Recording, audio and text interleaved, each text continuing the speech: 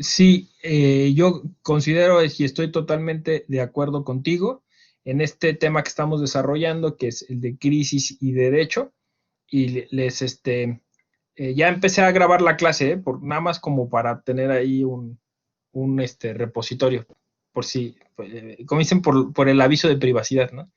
Este, Me parece que justo esos son los elementos, ¿no? Esta lectura propuesta de Marta Nussbaum nos lleva. Marta Nussbaum, no sé si la habían ustedes topado antes, pero es una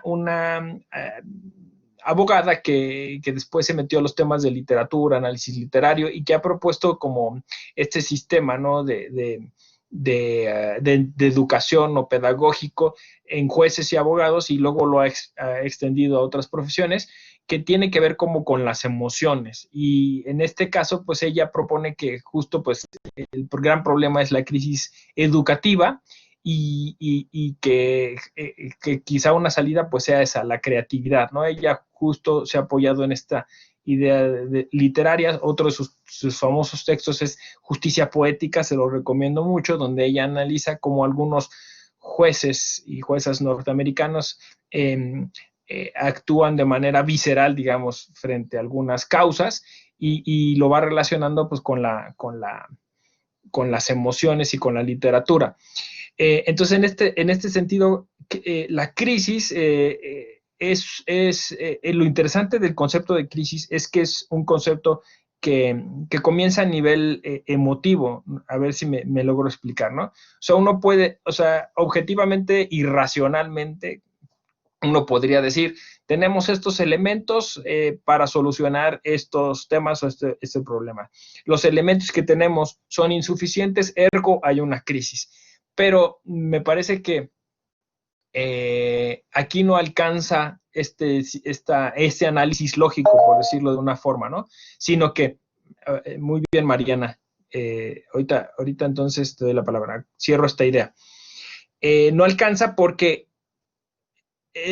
parece que uno siente la crisis, o sea, uno se siente impotente ante algo y es cuando detona la crisis, ¿no? Porque incluso podríamos decir que la modernidad supuso como una idea de control sobre los problemas y una especie como de autocompletamiento o de autoperfeccionamiento. El sistema jurídico supuestamente se reformaba, se completaba y los vacíos se llenaban. E incluso, por ejemplo, en el derecho civil llegamos a tener un contrato innominado porque en el momento en que hubiera una posibilidad de crisis iba a haber una formulación contractual que la resolviera. Y creo que eso es una ilusión. Creo que justo la posmodernidad lo que vino a poner en la mesa de debate es eso, ¿no? Que no tenemos el control de nada. Y eso, pero es mucho a nivel emocional. Sí, Mariana, adelante. Sí, yo ya había leído a esta filósofa, ¿Mm? había leído Justicia Poética Sí, y me acuerdo en una bueno, hay un apartado que habla sobre las emociones objetadas, que sí. responde cómo las emociones, se acusa mucho que las emociones son irracionales y defiende la racionalidad de las emociones, ¿no? Entonces, hay una objeción que dice que se presenta que las emociones se dice que son ciegas y sin razonamiento, ni meditación, ni juicio, pero ella precisa que las emociones sí se relacionan con los juicios.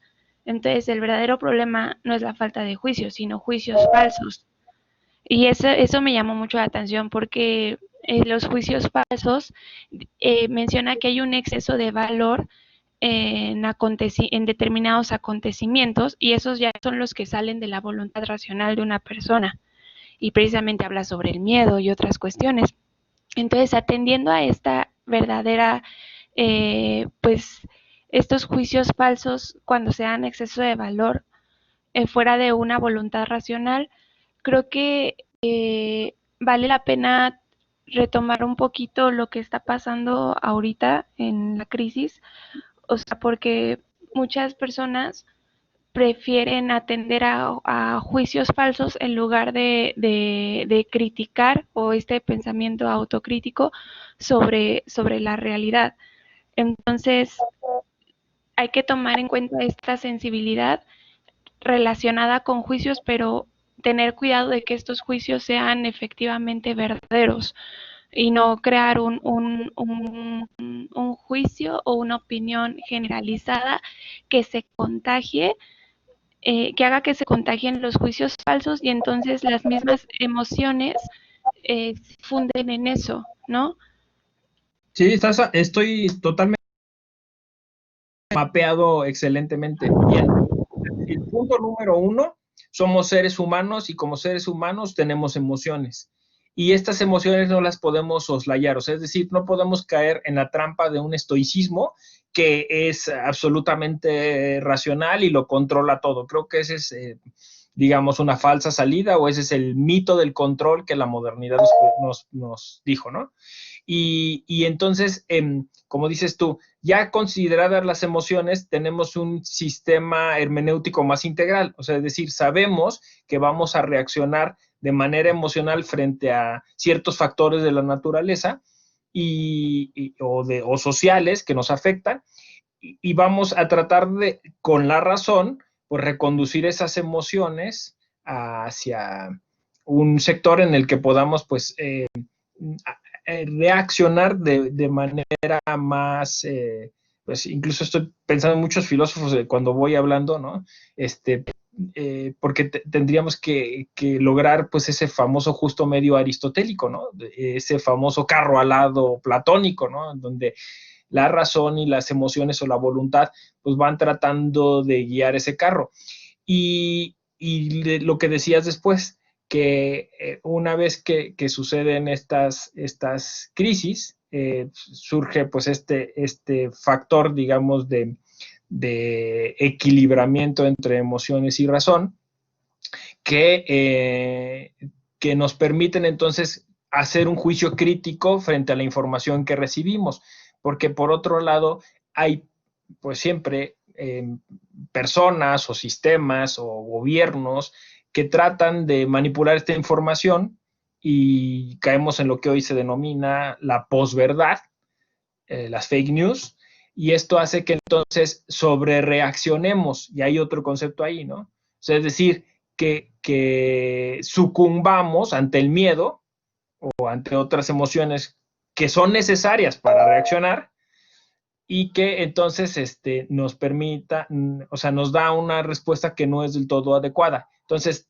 los 3 puntos me parece, los dijiste muy bien, ¿no? Uno, considerar las emociones. Dos, mantenerlas pues en un nivel idóneo para dar una respuesta adecuada a las crisis. Y tres, pues tener mucho cuidado de la desinformación o malinformación que puede haber, ¿no? Vamos con Ulises y luego Anaí. Sí, Ulises. Bueno, igual relacionado con lo que comentaba un poco Mariana y es recapitulando, yo creo que sobre una plática que tuvo en Instagram con otro doctor, no recuerdo quién era, y creo que yo mencioné algo que a lo que hemos querido los abogados, ¿no? Realmente la crisis educativa que tenemos en la parte jurídica, pues nos ha superado a tal grado que realmente lo que nos han enseñado en las facultades o lo que se trata de enseñar actualmente es resolver los problemas, pero a machotazos, o sea, nos dejamos de enfocar en el problema real y lo que andamos buscando es que alguien me preste el machote de demanda, el machote de contestación de demanda, el machote de amparo, y dejamos de lado esa parte de las personas que vienen a nosotros a decir, oye, ¿sabes qué? Tengo este problema, ¿cómo lo puedo resolver? Y nosotros simplemente nos encasillamos en a ver qué dice el código. Obviamente, como nos regimos en un sistema de derecho positivo, tenemos que ver qué es lo que dice la ley. Sin embargo, dejamos de lado todo el contexto que puede envolver una situación de crisis. Ya no hablemos a lo macro, sino a lo micro. O sea, no podemos resolver crisis microscópicas en asuntos si queremos meternos a resolver una crisis macro en lo global, ¿no? Entonces, por eso se toman pues decisiones, a mi parecer, erróneas en políticas de gobierno, porque pues desde lo micro no estamos acostumbrados a afrontar esa crisis. ¿Por qué? Porque todo lo queremos hacer mecánicamente, queremos que se nos dé una receta para poder resolver algo cuando lo que tenemos que hacer en estos momentos pues es innovar, pero como nunca se nos enseña a innovar, ¿por qué? Porque pues desafortunadamente la carrera de Derecho siempre ha sido enseñada desde un punto de vista no innovador, o sea, realmente es por eso que siento que hemos sido afectados también por esta crisis, ¿no? Exacto, ahí todo está dando en el clavo, ¿no? O sea, es decir, la herramienta que tendríamos que explorar es la innovación, o sea, cómo logramos enfrentar las crisis siendo más creativos, ¿no? Ese es el punto más interesante de esta discusión. Creo que por ahí tendríamos que explorar. Anaid, ¿sí nos Sí, escuchas? sí, ahí Adelante. está. Retomando también lo que comenta el compañero y de acuerdo a la lectura, esta forma que nos han enseñado a aprender, optamos mucho por la parte científica. En alguna otra clase hicimos una comparativa de dos poemas sobre una flor, donde uno es un poema oriental y el otro desde un punto de vista occidental. Lo que veíamos en ese momento es que los orientales tienden mucho a mirar y a entender, y los occidentales tendemos mucho a destruir, a ver, a intentar descifrar por qué, cómo funciona, a arrancarlo. Sin embargo, yo creo que este cambio que se debería de tener y que desgraciadamente nos tocó vivir a punta de patadas con esta pandemia, tomar Sí. ese aspecto más, conocer, entender. Ahorita lo que nos está sacando a flote pues van a ser las ciencias sociales más allá de las ciencias duras. Nuestro propio entorno de facultad, nos hemos visto encasillados en este entorno pseudocientífico, diciendo incluso que el derecho es una ciencia, sí, sí cumple con las características, pero no hay necesidad de encasillar las cosas en una ciencia dura o compararlo con una ciencia dura. Eh, Justo el año en el que me tocó salir de la escuela, cuando cambiamos de director, él optó por quitar un taller que había de canto, diciendo que aquí era una facultad de derecho, no una facultad para cantar. Sin embargo, son esos aspectos humanísticos que son necesarios para el desarrollo y la formación del ser humano. Si no hemos caído en esta sociedad tan rara, tan falta de empatía incluso. Sí, de hecho, ese es el punto, ¿no? O sea, es decir, cómo incorporamos las emociones al análisis del derecho.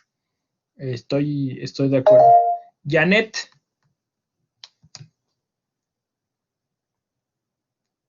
Sí, bueno, un poco de lo que estamos como ahora dialogando me lleva a pensar en esta, no sé, analogía que hace Tagore en relación al disfraz exterior de lo material, en el sentido en el que las personas buscamos como aquellas posesiones que nos protegen, que nos satisfacen, que nos consuelan, que es como justo eso, el disfraz exterior, que probablemente sí sea como lo material exclusivamente, pero que olvidamos realmente lo que significa constantemente acercarnos como al otro, a la otra, eh, viéndola como un alma, más que un instrumento, señalaba la lectura utilitario que genere como una rentabilidad, pues una persona que, bueno, dejar de verlo como un obstáculo para nuestros propios planes, ¿no? Sino poderle mirar como de manera empática, ponerte como en ese otro lugar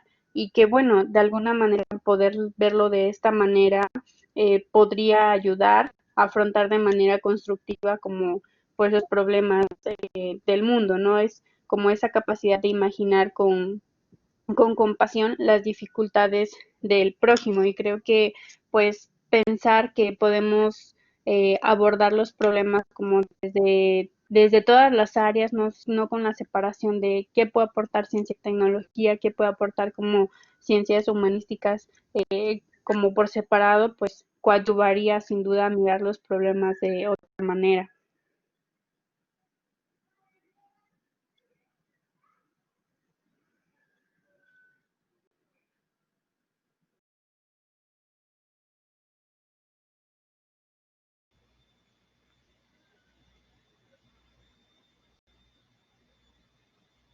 Creo que el doctor se fue, se quedó sin batería. Sí, algo así me Probablemente, aparece. Pues que probablemente. apareció como una batería ahí y como que se cortó. Sí, sí, Aparece hoy. como reconectado. Ah, Ah, ok, ok. ok. Ya iba, ya.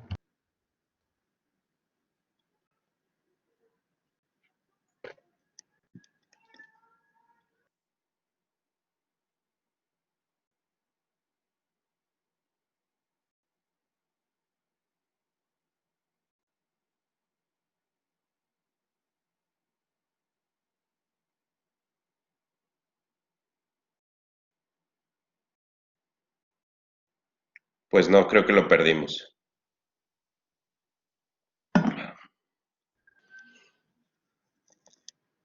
No, bueno, ahorita seguramente está tratando de reconectarse, ¿no? Entonces ya ves que está un poco Sí. tardada la aplicación.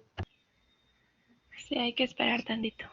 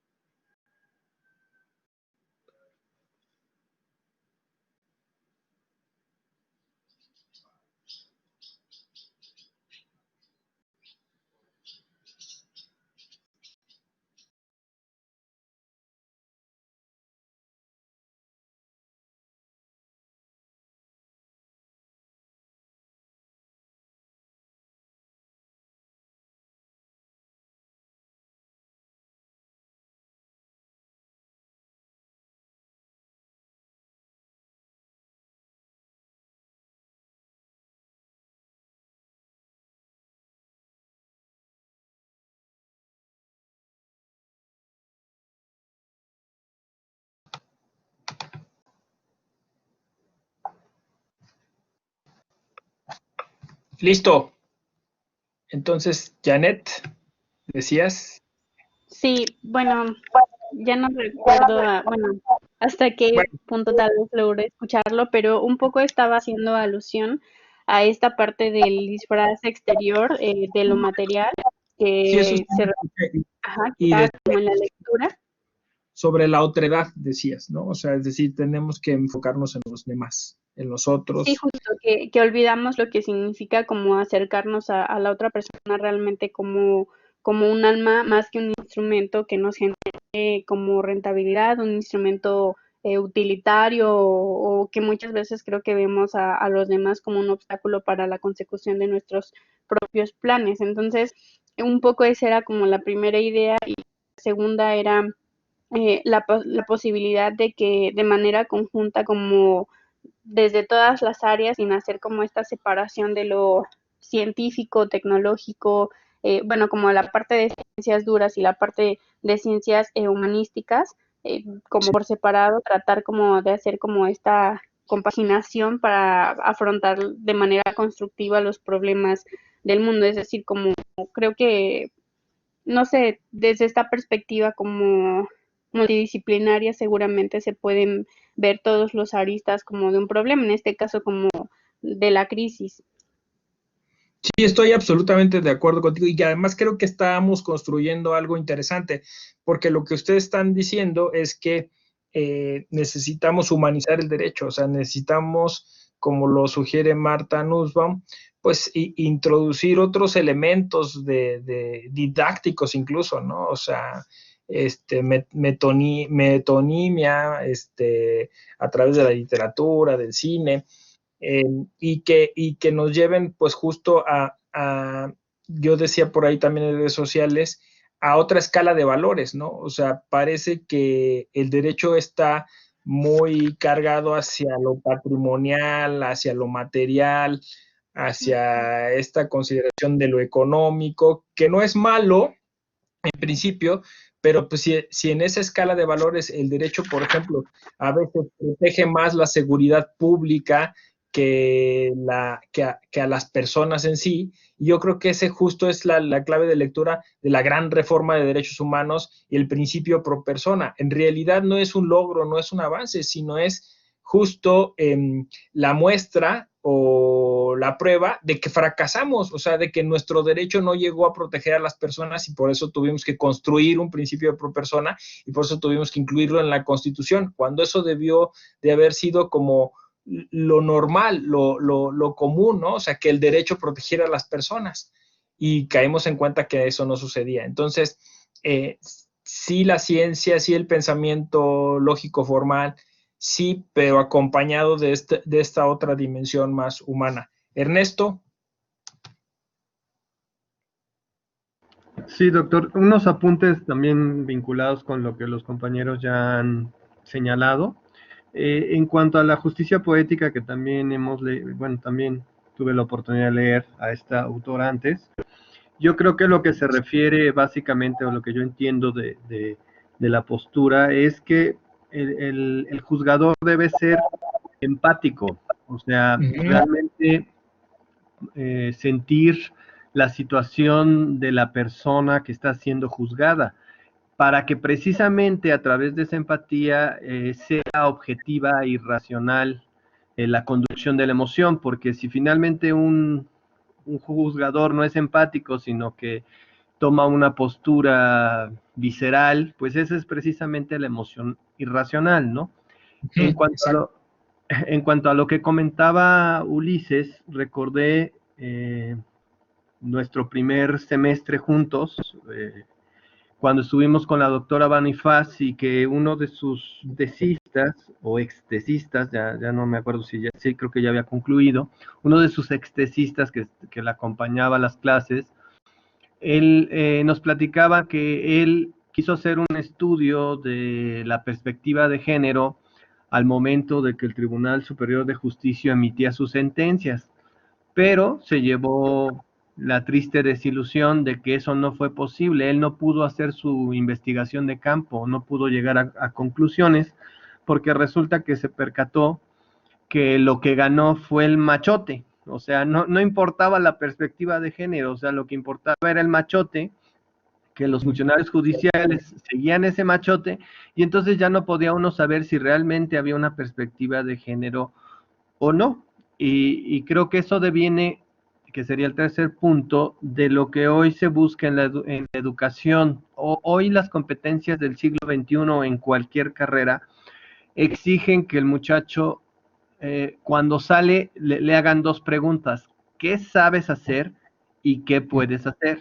Entonces, si no sabes hacer nada y no puedes hacer nada, pues no me sirves. Entonces, de alguna manera, las instituciones educativas, independientemente de la carrera que sea, están tratando precisamente de darle esas herramientas para el mercado laboral, y de alguna manera están olvidando toda esta parte de la que nos habla la lectura. Sí, yo estoy absolutamente de acuerdo. O sea, los nuevos conceptos que tenemos que incorporar es ¿no? Por ejemplo, el de empatía, ¿no? Que además, pues, se ha desarrollado a través de la filosofía. Digo, ahí está el texto famoso de Wittgenstein, pero creo que ese es el tema, ¿no? O sea, es decir, si cualquier operador jurídico lo que va a hacer es aplicarle una norma a otra persona, o le va a sugerir, ya sea a través, pues eso, del juez que hace una sentencia, o a través del legislador que trata de reconducir la conducta o las prácticas sociales hacia un punto, o del abogado litigante que le va a decir a su cliente cómo reaccionar ante un cierto problema. En todos estos casos, lo que se requiere es tratar de entender, y yo creo que incluso por ahí lo planteé alguna vez, eso es hasta un derecho, ¿no? O sea, el derecho a entendernos, o sea, el derecho a que me entienda ese operador jurídico y que actúe en consonancia con lo que realmente necesito, ¿no? O sea, con lo que me va a llevar a autodeterminarme, autodesarrollarme. Y respetar, ¿no? esas cuestiones, y tratar de incluirlas dentro del menú de derechos y libertades que está disponible. Y este menú pues va ensanchándose de alguna manera, ¿no? Eso es un poco el planteamiento actual. O sea, la gente va ahora a los restaurantes fusión, pues buscando que quizá este menú le dé la combinación de elementos que le agradan, ¿no? Que le van a llenar el paladar, que lo van a nutrir también, ¿no? Porque a lo mejor decir solo cosas que le llenen el paladar, ¿no? También hay la opción, digamos, nutritiva, para seguir la metáfora. Pero con esto quiero decir que entonces son otras competencias, como bien dices, las que habría que desarrollar, y no las estamos desarrollando. O sea, esa es una buena pregunta. O sea, ¿cómo generamos empatía en los estudiantes de Derecho? O sea, ¿cómo hacemos que los estudiantes sean más empáticos? Porque realmente hoy estamos generando estudiantes de Derecho que son egoístas, ya lo hemos reiterado mucho en la clase, ¿no? Que piensan, pues, normalmente en el lucro, que piensan en cómo en mejor de los casos de manera utilitaria, ¿no? O sea, es decir, cómo salir ganando de alguna forma sin verse afectados incluso emocionalmente. Y entonces todas estas preguntas son complejas, o sea, es decir, no es sencillo enseñar a sentir o enseñar a, como decías tú, a hacer o hacer, que es justo la praxis. Entonces creo que eso es interesante. Por ahí yo ahora he estado leyendo en estos días algo de psicoanálisis y creo que incluso pues tiene que ver por ahí, ¿no? O sea, es decir, o sea, estos temas de crisis, miedo, control de estas cosas, pues son cuestiones que el psicoanálisis ha estudiado y que de alguna manera tendríamos que empezar a incorporar al derecho. Pero bueno, son pensamientos que por ahora tengo con las lecturas que estoy haciendo. Vamos con Mariana. Sí, doctor, gracias. Yo quiero mencionar un poco el comentario de Ernesto, Sí, pero bueno, un poquito de antes, se habló sobre esta división de ciencia y humanidades. Entonces sí. voy a empezar por ahí. Yo creo que las emociones, o sea, y todas estas humanidades son importantes a pesar de, y no podemos desestimar tampoco la importancia de este conocimiento científico. Yo creo que si si se pudiera lograr una conjunción, podríamos desarrollar todo este pensamiento, pues que de alguna forma se ha arraigado científico desde una visión desde los valores, o sea, para dar soluciones a problemas y resolverlos con una diferente óptica. Entonces, lo interesante sería ver si esto sería posible, ¿no? Y en cuanto a lo que mencionaba Ernesto, me parece interesante esta analogía que hizo sobre cómo se juzga, ¿no? Lo de la perspectiva de género y otros casos, ¿no? Que creen que ser imparcial es seguir un machote. Y bueno, yo creo que esta parte de no vincular las emociones con los abogados precisamente va de la mano con esta intención de imparcialidad. Sí. Y si creen que ser imparcial es resolver un machote, pues yo creo que, como mencionó Ernesto, la educación también creen que es seguir un machote, ¿no? De determinada forma así se tiene que hacer. Entonces, lo preocupante es que estos machotes son excluyentes de este sentido valorativo. O sea, qué hay detrás de un caso? ¿Qué hay detrás del caso en concreto de una persona que es juzgada y el caso concreto de una persona a la que estás enseñando? Entonces, también habría que distinguir esta óptica humanista, ¿no? Desde qué forma se abordar.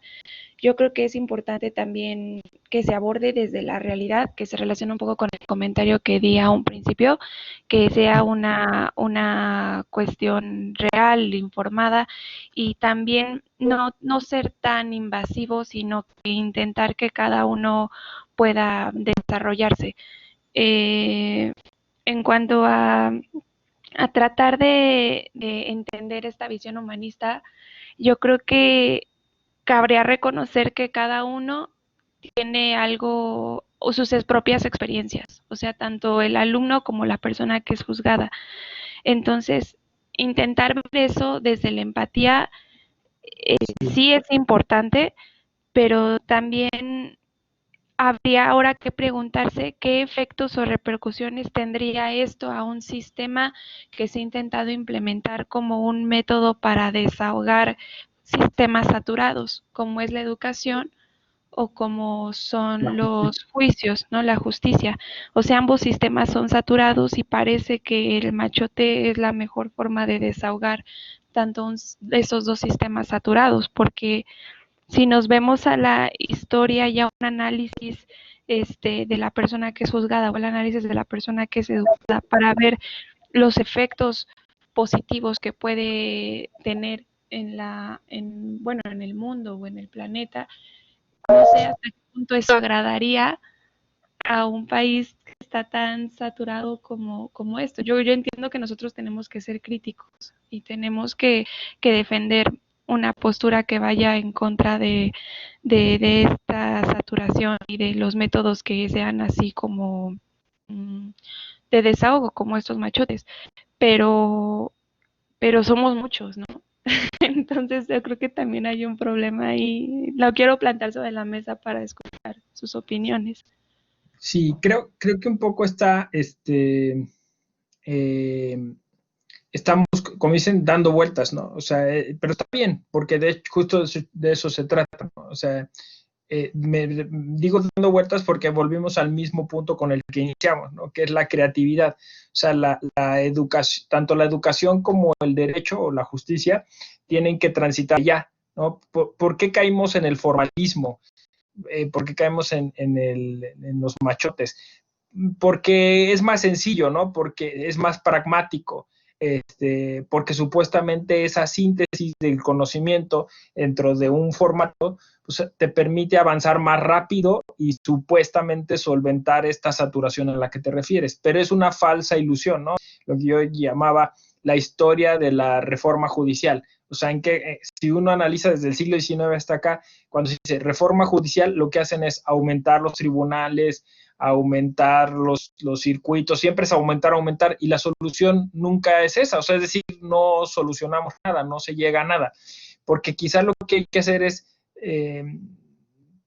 pensar al revés, o sea, es decir, ¿qué tendríamos que cambiar desde origen, desde la base, ¿no?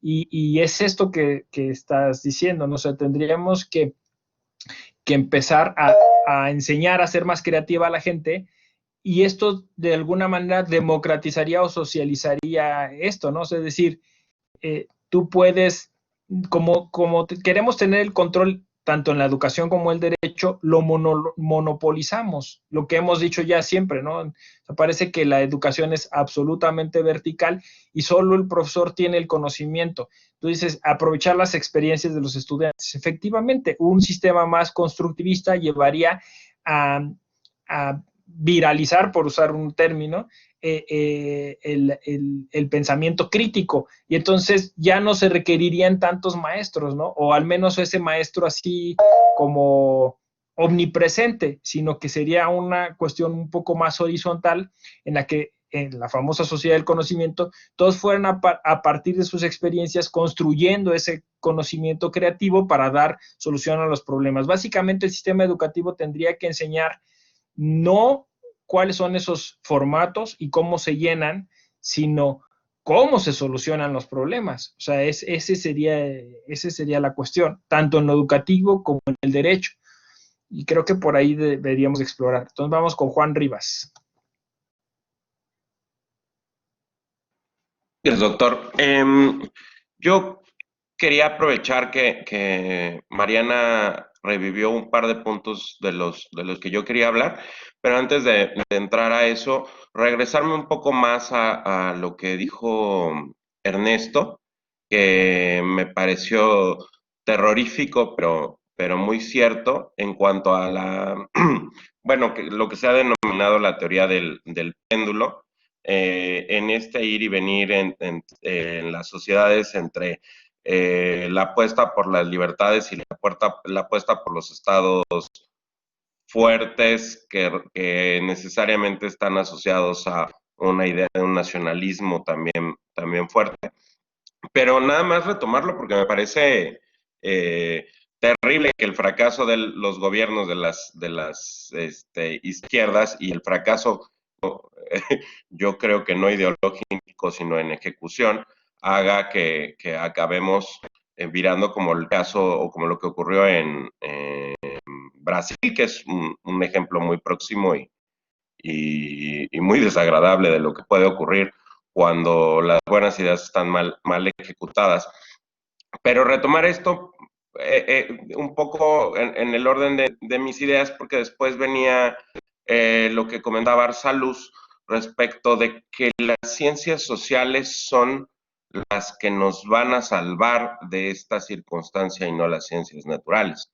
Yo difiero profundamente, creo que las ciencias, o sea, que esa es una postura muy defendida desde las ciencias sociales, ¿no? Es un uso. Las ciencias sociales nos van a servir mientras las ciencias naturales nos resuelven el tema, mientras las ciencias duras terminan de resolver el tema y nos van a funcionar como paliativos, como mecanismos para llegar para darle tiempo a las ciencias duras de que resuelvan.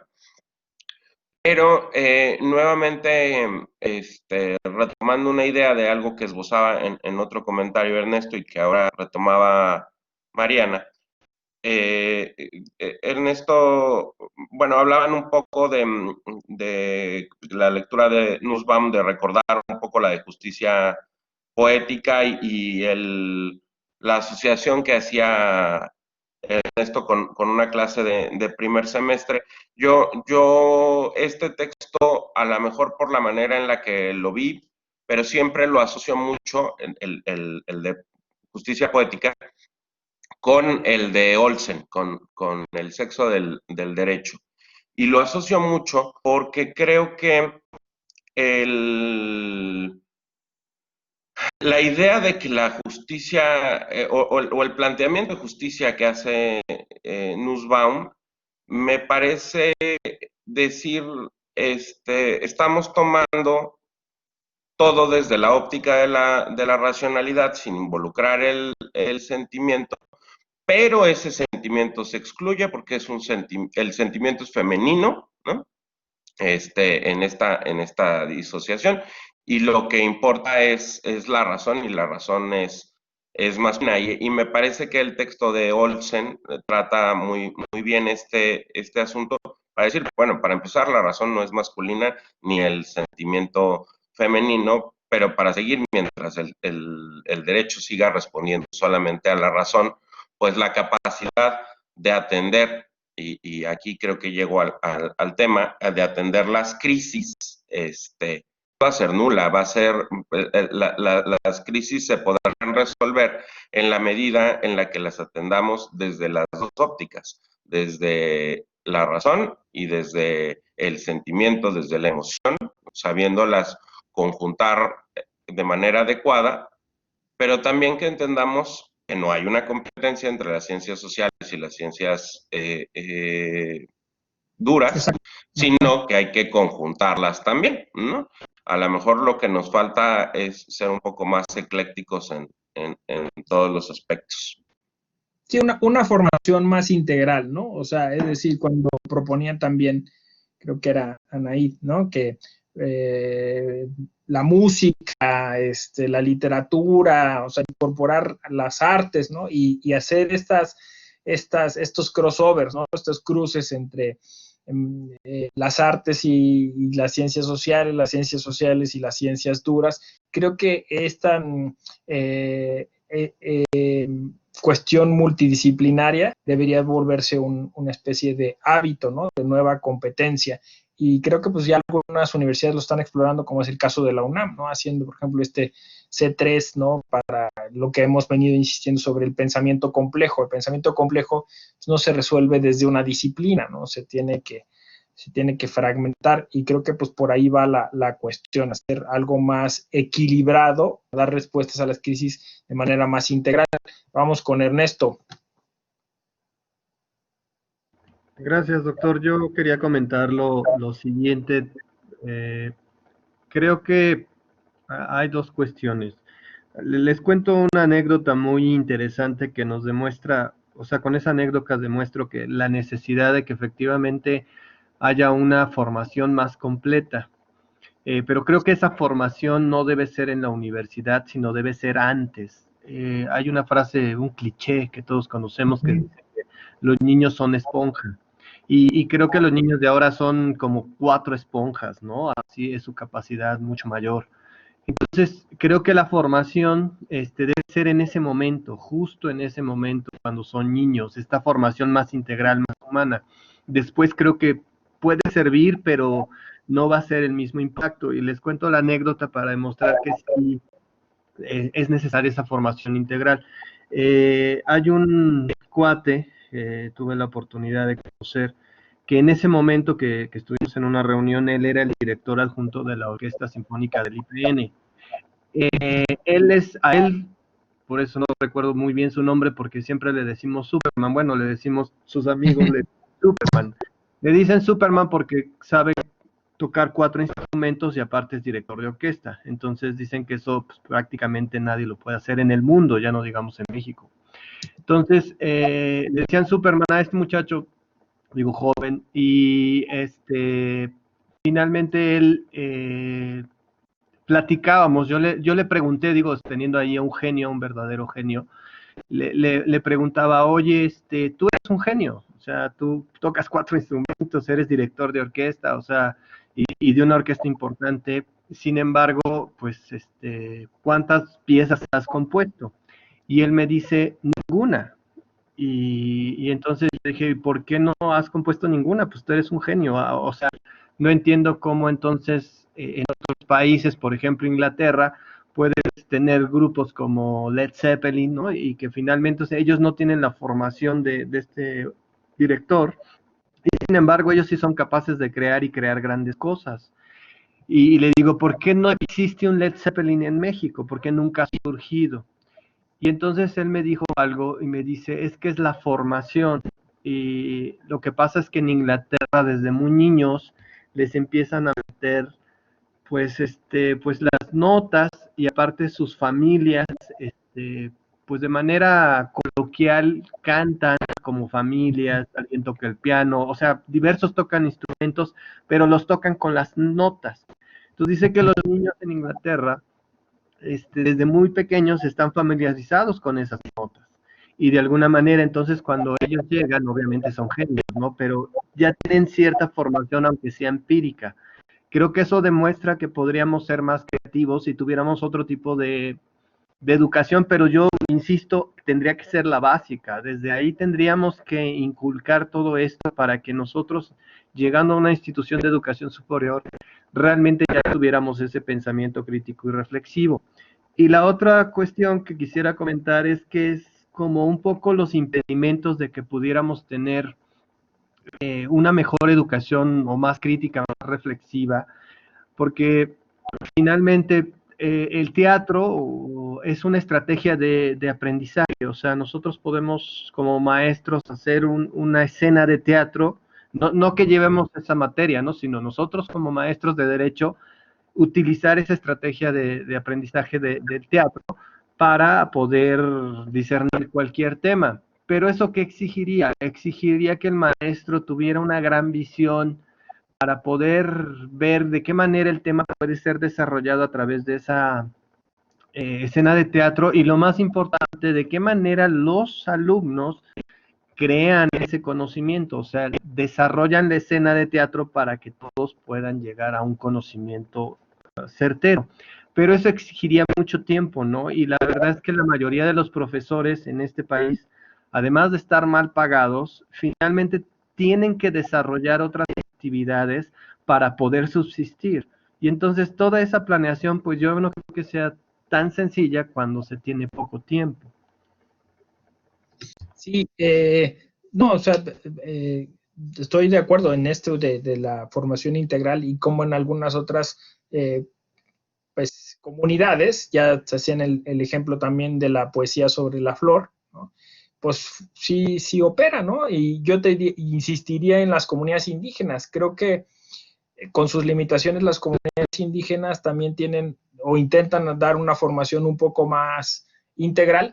Por ejemplo, a nosotros nos falta incorporar pues así como decíamos, la perspectiva de género, la perspectiva intercultural, la perspectiva medioambiental, o sea, creo que eso es urgente también, ¿no? O sea, es decir, cómo hacemos para que nuestras acciones, también lo veíamos en la clase pasada, pues puedan repercutir en beneficio del medio ambiente.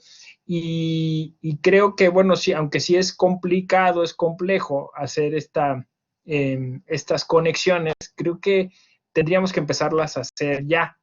Y cada uno desde su trinchera, desde sus posibilidades, ¿no? Yo, como bien saben, a mí me gusta mucho incorporar lo de la cultura popular, pero pues hasta ahora, o sea, sigo siendo muy criticado por esa situación, porque se considera que el derecho debe ser algo riguroso, debe ser algo formal, debe ser serio, que yo no entiendo estas categorías de serio y riguroso porque luego terminan por ser, yo iba a decir un término que son castrantes, ¿no? O sea, es decir, justo lo que están diciendo, o sea, así como los castrati que usaban en la ópera para que supuestamente se enfocara todo, o sea, toda esa potencia sexual en su voz. Así pasa con los abogados, o sea, nos castran emocionalmente para que supuestamente seamos agresivos, ¿no? Seamos perros, seamos, destruyamos al contrincante y todas estas ideas que, insisto, están muy metidas en la teoría de la argumentación jurídica.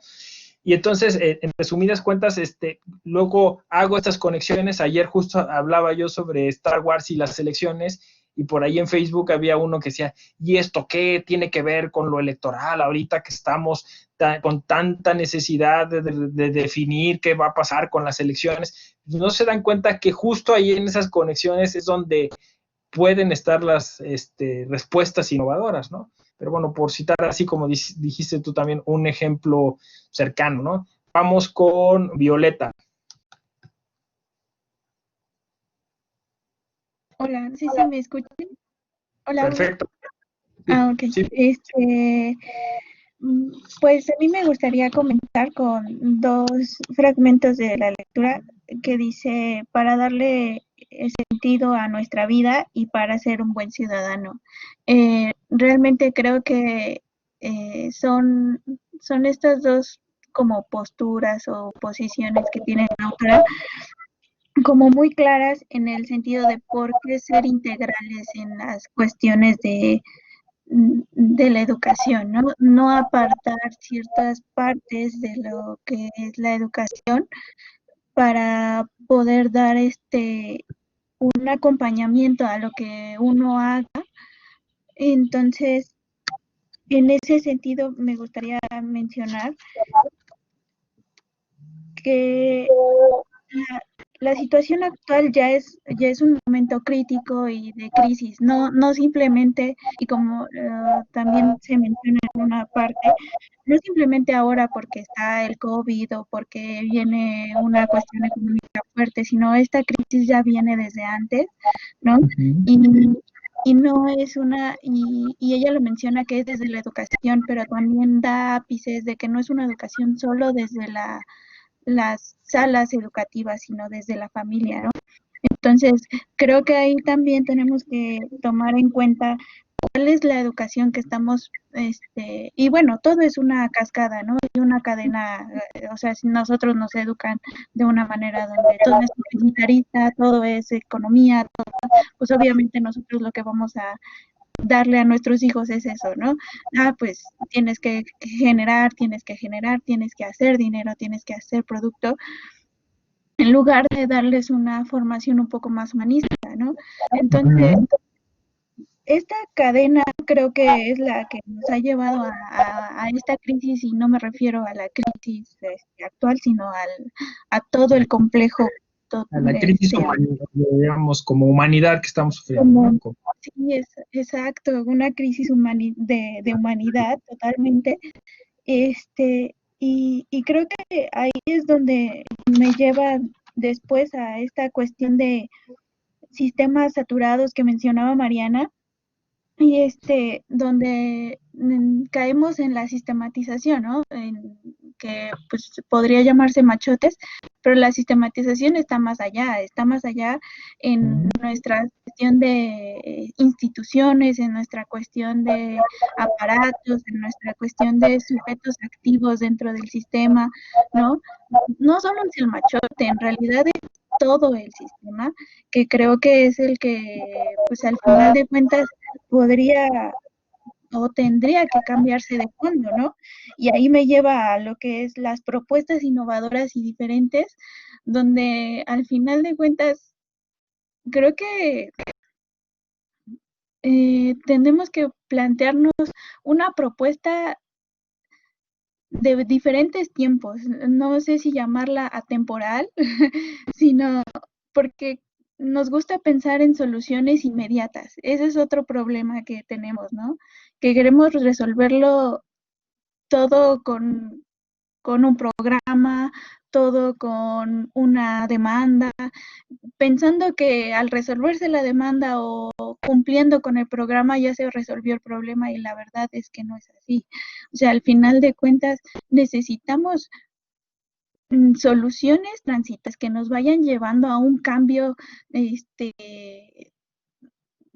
con el tiempo, que nos vaya ayudando a un futuro. Ahorita la solución no es inmediata, ahorita simplemente es ir tapando los problemas e ir, no sé cómo llamarlo, pues sí, dándole ciertas machotes o ciertas, curitas a las heridas que se están teniendo, pero realmente no se está teniendo o no se está teniendo o visualizando una propuesta a futuro, ¿no? Una propuesta real a futuro. O sea, todas las propuestas que actualmente se tienen me parece que son, y desde el derecho creo que al final de cuentas tendemos a eso, tendemos a simplemente verlo o en una demanda o en una sistematización de instituciones formadas por el derecho, ¿no?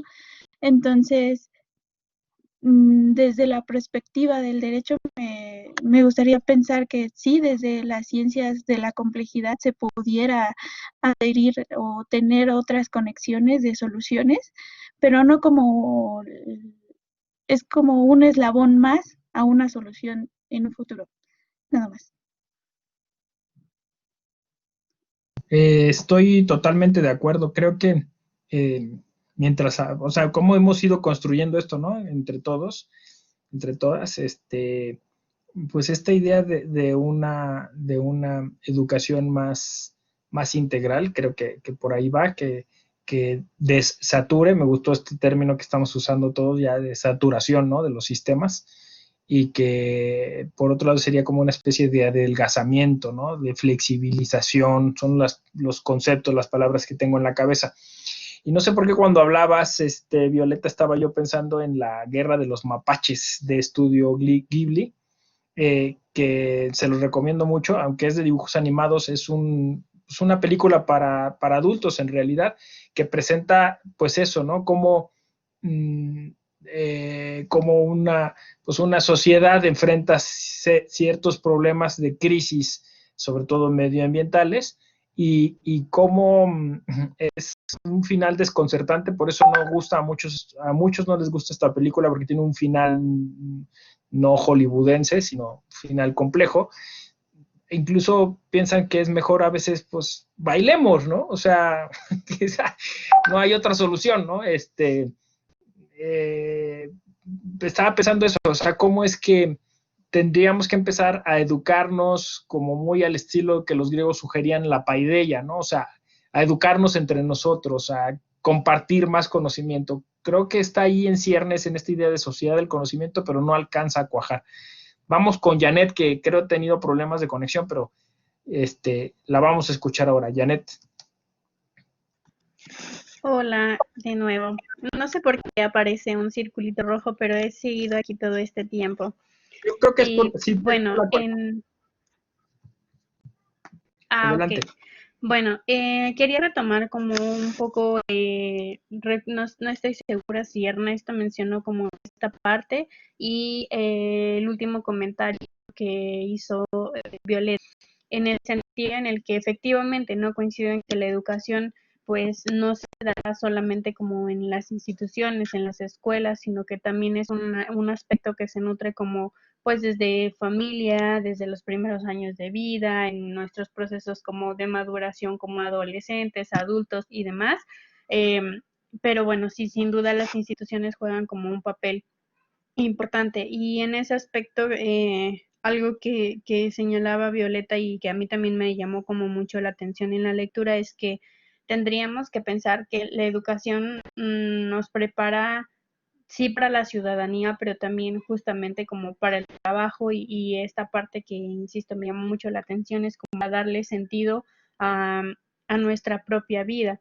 Y creo que bajo esta lógica tendríamos que pensar como nuestra participación como jóvenes en la construcción, no sé, de una democracia, ¿no? Para enfrentar como de manera responsable como los problemas que están como aconteciendo a nuestro alrededor. Y creo que sí hay una forma en la que nosotras y nosotros podamos tener como una participación, y que un poco ya lo mencionábamos en la sesión anterior respecto como a esta filosofía ambiental, porque creo que seremos también como personas votantes, pero creo que muchas y muchos de nosotros tendremos oportunidad de desempeñar cargos públicos, no sé, por designación, por elección, y creo que desde allí podemos hacer también o contribuir un poco como con ese cambio. Y bueno, volviendo el punto como a este tema de la educación, creo que también tendremos que pensar como, pues que el tema de acceso a la educación es un tema súper importante, un tema urgente. Creo que existen en muchas ocasiones barreras, no sé, geográficas y de otro tipo que también, no sé, brechas sociales y regionales más bien, que hacen complejo como el acceso a la educación, ¿no? Para la consecución, pues, de estos fines, ¿no? De ciudadanía, trabajo, darle sentido a nuestra vida, y que no debemos dejar de lado que justamente el acceso a la educación, pues, está ligado al como de otros derechos. Creo que educación representa también más probabilidades de acceder a un trabajo, a la cultura, al medio ambiente, a la protección de niños, niñas y adolescentes respecto de temas de explotación laboral y un sinfín, ¿no? Entonces, volviendo como la mirada a nuestro país, creo que existen como muy marcado, ¿no? Estas brechas sociales y regionales para, bueno, en el acceso a la educación. La primera, y por mencionar solo alguna, es como esta diferencia que existe entre los grupos rurales y un grupo en la ciudad.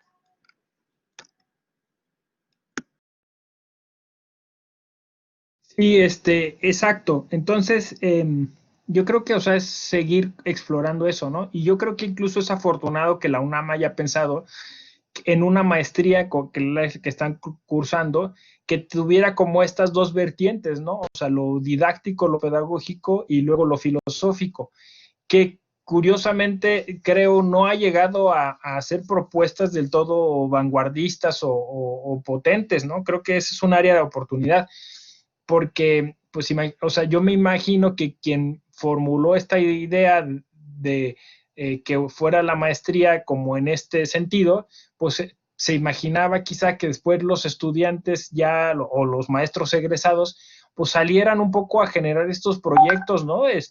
Muy al estilo de Gabriela Mistral o de Vasconcelos, o sea, de estos pensadores que en su momento pues tenían como esta idea de llevar la cultura a todas partes, ¿no? De llevarla al campo, a esas áreas rurales. Ahora vamos con Mariana. Sí, doctor. Bueno, quiero retomar un poco, voy a partir de lo que dijo Violeta cuando habló sobre de dónde bueno, no habló desde dónde se van a presentar estas propuestas innovadoras, pero sí dijo la importancia de dar propuestas innovadoras en las soluciones, o sea, que no fueran nada más soluciones inmediatas. Pero yo creo que pueden existir soluciones inmediatas y también transitorias, o sea, pueden existir o no pueden existir. Eh, Más bien lo que veo es que sí existe este verdadero problema, que no sea nada más tapar las crisis, o sea, con cosas que no dan verdadera solución. Pero yo lo que veo es también otro problema que se menciona en la lectura y que me gustaría retomar, que habla sobre las democracias modernas, donde se menciona que son sociedades en las que el sentido y fin último de la vida humana suscitan cierto grado razonable de disenso entre ciudadanos con diferentes opiniones, quienes a su vez seguramente consideran que los diversos tipos de educación humanística se adecúen a distintas maneras en sus propios objetos individuales. Entonces, quiero retomar esta parte de la adecuación de la educación humanística. En este sentido, pues cabe precisar que vivimos en una sociedad moderna, por tanto vivimos en una sociedad plural y sí corre el riesgo de que esta educación humanística se pueda adecuar a determinados fines que buscan determinados grupos. grupos. Entonces, si vemos a la sociedad como un sistema de conjuntos, existen diferentes conjuntos conformados de diferentes grupos sociales con diferentes ideales, valores y emociones. Por lo tanto, valdría la pena organizar esos conjuntos y ver qué se conforma desde el núcleo de esos conjuntos, o sea, qué ideales, valores y emociones son los que conforman un núcleo en común de toda esa diversidad de grupos, para precisamente evitar que, lo que dice la lectura, evitar que se pueda adecuar la educación humanística a determinada ideología de determinado grupo. Entonces, cabe respetar también la diversidad. O sea, con esto, con este comentario no estoy diciendo que esté mal que haya diferentes ideologías. O sea, hay que respetar la pluralidad de una sociedad. Yo creo que es algo muy importante y que ahorita se ha olvidado muchas veces también por el discurso presidencial. O sea, existen diferentes ideologías, existen diferentes grupos y hay que partir del respeto de la sociedad plural, pero porque todos tienen derecho a existir, ¿no? Pero también hay que dentro de estas soluciones, desde dónde van a nacer, vale la pena buscar los valores que sean coincidentes en los determinados grupos, ver, por ejemplo, soluciones desde el medio ambiente que nos convengan, soluciones de la salud, creencias, y por esto se relaciona mucho también con el comentario previo que dije sobre que esta formación humanista no sea tan invasiva, o sea, y que sea buena. Entonces, yo creo que la educación, esta democratización de la educación también y todo esto, parte de que sea una buena formación, es que se enfoque desde la realidad, o sea, visiones que sean lo más verdaderas posibles y como espectadores para poder entonces vincular el desarrollo de las experiencias de cada grupo o de cada persona que de su esfera individual podría aportar para este desarrollo educativo. Y ya. Muy bien. Creo que efectivamente, o sea, tiene que ser una, digamos, resumiendo, sintetizando, una educación horizontal, una educación multidisciplinaria y una educación que considere la diversidad cultural y la pluralidad, ¿no? Así podríamos ir como enlistando. Anaíd. Ok, un poco lo que comentaban hace un momento. Me llamó mucho la atención que decían que los abogados normalmente buscamos confrontar en esta forma de enseñanza tan dura que hemos tenido, que nos enseñan a golpear, a defenderte, a ser el mejor. Sin embargo, creo que esta otra forma de entender nuestra carrera la hemos tenido siempre en las manos, pero no hemos sabido aprovecharla. Por ejemplo, en el caso de los abogados tenemos la mediación. Y muy pocas veces recurrimos a la mediación porque incluso tenemos un tabú contra ella. Llegamos primero con el garrote en la mano, con la demanda en la mano, antes que llegar a convenir. Y nuestra sociedad tampoco sé si está muy lista para ello, porque si tú llegas a querer un convenio, a querer hablarlo, a querer entender la parte de la otra persona para buscar una solución, la otra persona también puede ser reacia. Y es un no, pues ahora te voy a fastidiar más. Hasta cierto punto creo que la sociedad mexicana busca un poco su propia destrucción por no querer ceder a esa parte emocional, si lo queremos entender así. Al final, dice en nuestra carrera que el derecho es una lucha de pasiones. Entonces, si entendiéramos la pasión del otro y buscáramos ese común acuerdo, podríamos librar muchos enfrentamientos jurídicos sin necesidad de llegar a tribunales y hacer un proceso largo y cansado. Lo cierto es que en la escuela no nos agregan esta idea de comprensión, de entender, de ponerte en el lugar del otro. Sí, es que justo esa es la idea, ¿no? O sea, lo que propone la autora, lo que hemos como estado desarrollando en clase aquí, es como un cambio de perspectiva, un cambio en nuestra escala de valores, un cambio en general, ¿no? Es básicamente pensamiento crítico. Y esto pues obviamente nos llevaría a este tipo de propuestas, ¿no? O sea, ¿por qué enseñamos como a una alta litigiosidad? ¿Por qué la justicia siempre es uno gana y otro pierde? Y entonces ahí están como las respuestas de manera dialéctica, ¿no? O sea, no podríamos construir una filosofía del derecho, una teoría del derecho que se basara en la amigable composición, que se basara en la conciliación, que fuera más resiliente, que en lugar de pensar en el castigo se pensara en el perdón, que en lugar de insistir en el principio de legalidad, insistiéramos en el principio de justicia, o en lugar de la cultura de la legalidad, en la cultura de la justicia, y por ahí va uno haciendo estas preguntas distintas, ¿no? Si no, pues vamos haciéndonos las mismas preguntas, pues vamos a tener siempre las mismas respuestas, ¿no? O sea, ¿por qué está mal el sistema? Porque la gente no cumple con la norma. ¿Y está usted seguro que cumpliendo con la norma las cosas cambiarían?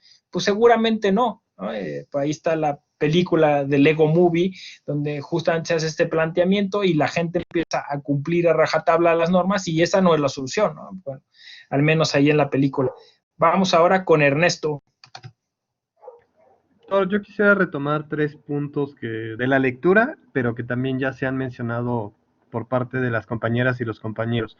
El primero es el sentido de la vida.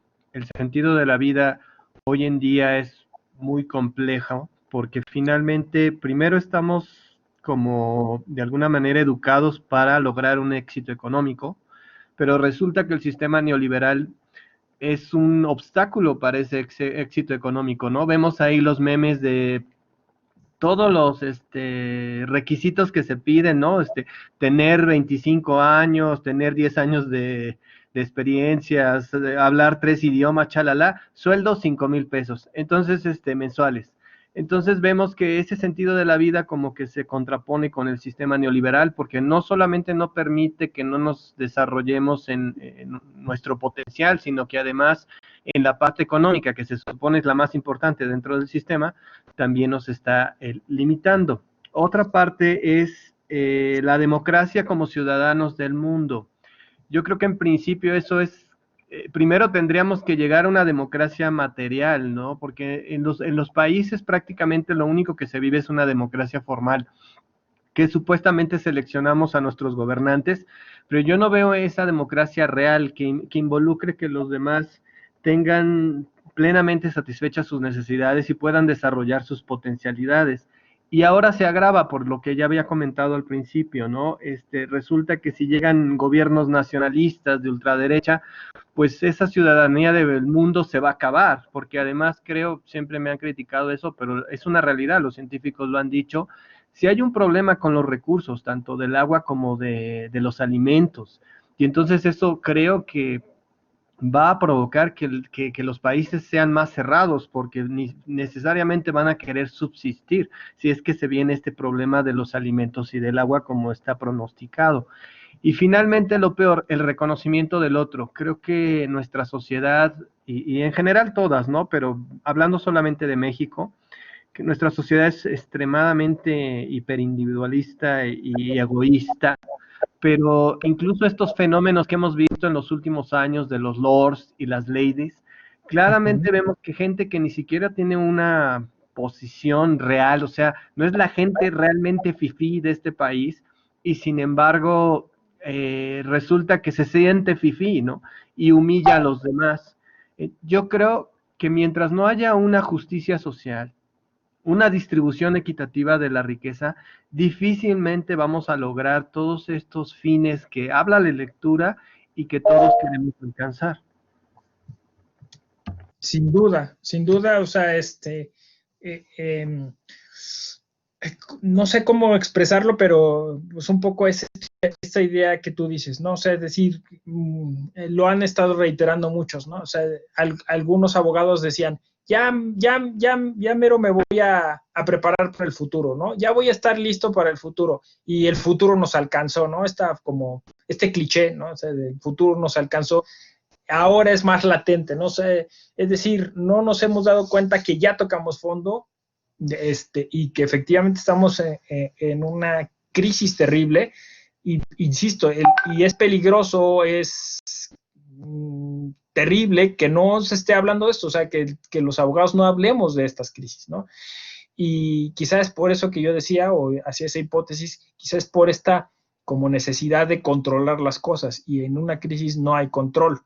absoluto de nada, ¿no? O sea, es decir, se puede en cualquier momento descontrolar como pasó con el COVID, con la pandemia, y este es el caso, ¿no? Entonces tenemos ya que empezar a tratar de despertar de ese letargo, o sea, de decir, ya basta que sigas envelado con tus temas formalistas, con tus temas de sistema normativo, y veas la realidad que te está arrollando, ¿no? Que te está aplastando.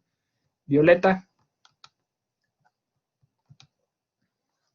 Sí, a mí me gusta, tomando justo lo que acaba de mencionar, eh, creo que justo o tomando como ejemplo de crisis un poco más latente o evidente para cualquiera lo del COVID, o sea, es un poco, para mí es un poco desesperante, frustrante, me da un poco de impotencia en algún sentido el que algo que nos hace iguales a todos como humanidad, o sea, es un virus que no va a distinguir en población, en estratos sociales. Simplemente él nos viene a mostrar que todos somos vulnerables, que todos somos humanos, y aún así nosotros lo vemos desde esta otra estratificación, ¿no? De estratificación regional, estratificación económica, incluso mm, me daba, ya no sé si risa o llanto o enojo, declaraciones de políticos donde decían, no, es que es una enfermedad que para ricos, ¿no? No es una enfermedad para pobres, pero realmente a los que más ha vulnerado ha sido a las sociedades más desatendidas, ¿no? Justamente por atención sanitaria, ¿no? Pero bueno, o sea, lo que quería mencionar es que es justo eso, o sea, hay una frase que me gusta desde la genética que es, el genoma no discrimina, los que discriminamos somos nosotros, ¿no? Entonces, justo creo que ese es el punto al que voy cuando digo que no tenemos una identidad como humanidad y que para mí ese es el punto álgido del problema y de crisis, ¿no? En donde creo que deberían de ir encaminadas las soluciones parguandistas o de complejidad, ¿no? O de integralidad. Y es ahí donde yo recalco que todo lo demás, todo lo que sea, que no vaya en busca de esta identidad y de un sentido de vida común y comunitario, solamente va a ser un paliativo a cierto tiempo, pues, mediático, ¿no? No realmente una solución real. O sea, porque al final de cuentas llega a un punto donde va a colapsar, donde todo el mundo va a querer soslayar al otro, ¿no? Porque al final de cuentas, también si hablamos como la distribución de la riqueza como una solución, yo no creo que tampoco eso sea una solución del todo cuando no tenemos eh, un fin de vida, ¿no? Cuando realmente no tenemos un sentido de nuestra existencia. Podemos existen tan así que existen personas que con lo mínimo son felices y están bien y ayudan a otros, y millonarios que le hacen la vida imposible a otros, ¿no? ¿Por qué? Porque no tienen un sentido de vida. Entonces creo que no todo es claro, no voy a decir que no ayudaría a esto, ¿no? Claro que ayudaría en mucho, pero creo que el fondo es justo lo que resalta la lectura y que hemos resaltado nosotros en las clases, que es ese sentido moral, de humanidad, eh, de encontrar ese otro sentido que no es el material, ¿no? Y bueno, Creo que hasta ahí dejaría ahorita mi comentario. Sí, pues ya estamos como llegando al final, nos quedan como unos menos de 15 minutos, pero me parece muy interesante lo que estamos desarrollando y creo que de hecho pues nos está llevando a conclusiones muy pues afortunadas, ¿no? O sea, es decir, ya estamos pensando, imaginando, estamos justo a eso que es lo que yo quería, ¿no? Imaginando cómo sería ese modelo educativo futuro y nos estamos topando con las complicaciones que esto supondría, que es el clasismo, el racismo, ¿no?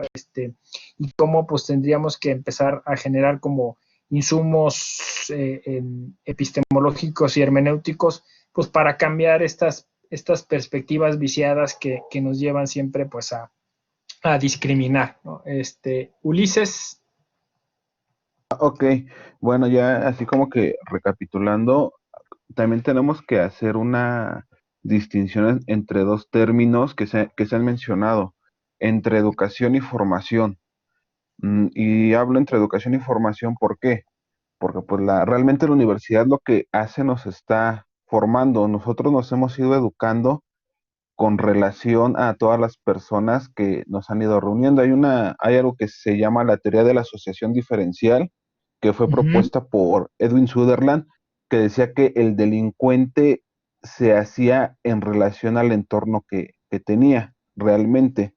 Y si lo enfocamos a algo más sociológico, pues realmente va a ser en relación a las personas con las cuales nosotros nos rodeemos, ¿no? Esa educación que vamos a tener y que va a influir directamente en nuestra formación. Y recapitulando con lo que se ha dicho hasta el momento, por ejemplo, mencionaba Mariana hace ya un rato que debemos ver la forma en sistematizar ciertos procesos para ahorrar tiempo, para ser más efectivos.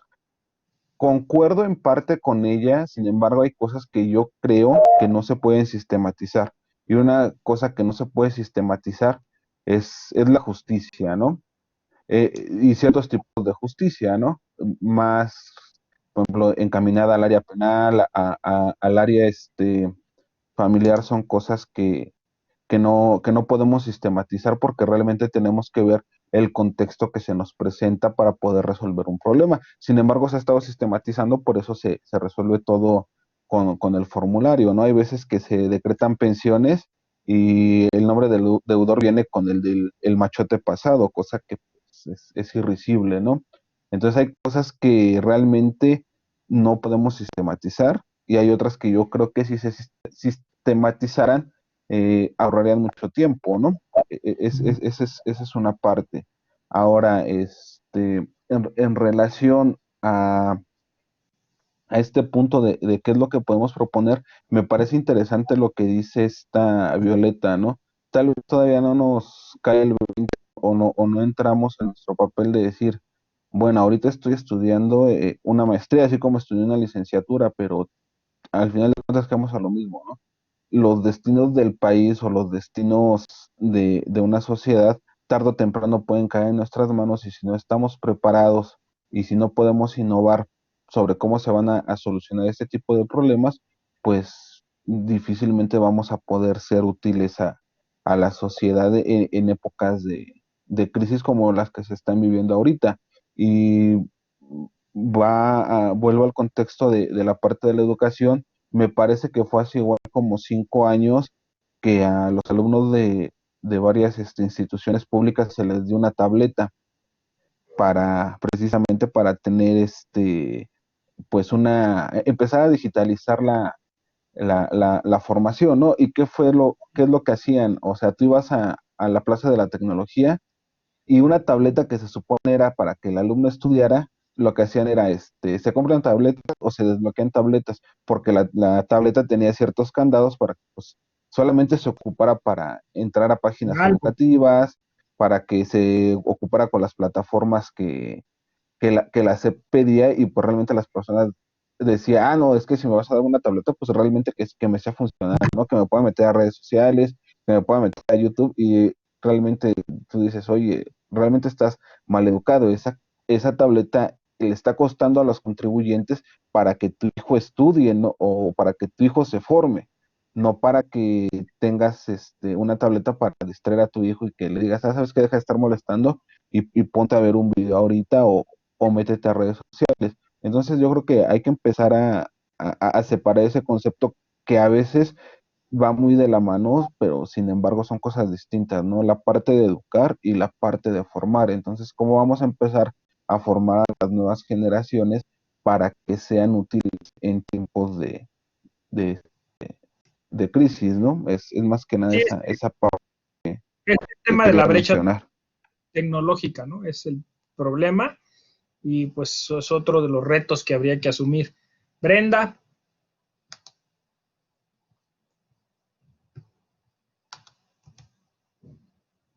A lo que platicaba hace ratito Juan respecto de que no debe de existir una competencia entre las ciencias sociales y las ciencias duras. Yo también considero que sí se necesitan cambios en la educación, pero para darle una igualdad de importancia a ambas, ¿no? A las ciencias duras y a las humanidades.